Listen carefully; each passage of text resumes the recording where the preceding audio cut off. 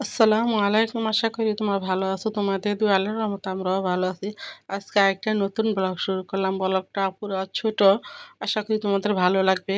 তোমাদের সাথে শেয়ার করলাম যা আমাদের সবাইকে দাওয়াত দেওয়া হইছে।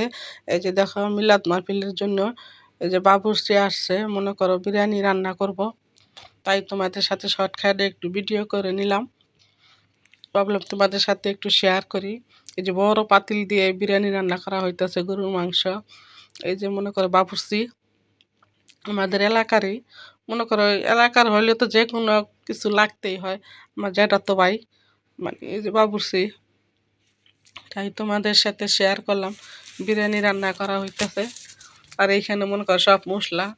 তোমার ভাইয়া বলতেছে কি নিয়ে আসবো, মিষ্টি না ফল? আমি বললাম ফল নিয়ে আসো। এই যে এখন দাওয়াত খাইতে যাইবো আমার যার ঘরে। ফল নিয়ে আসলো। মানে সবাইকে পুরা তুলতে পারি নাই, কারণ তুলি নাই। সবাই তা পুরো সব পছন্দ করে না। এই যে দেখো পর্দা দিয়ে টানানো। তোমাদের একটু শেয়ার করার জন্য একটু ছবি তুলে নিলাম, অল্প একটু ভিডিও করলাম। এই যে দেখো এই যে মিলাদ মাহফিল ছেলেরা বসছে।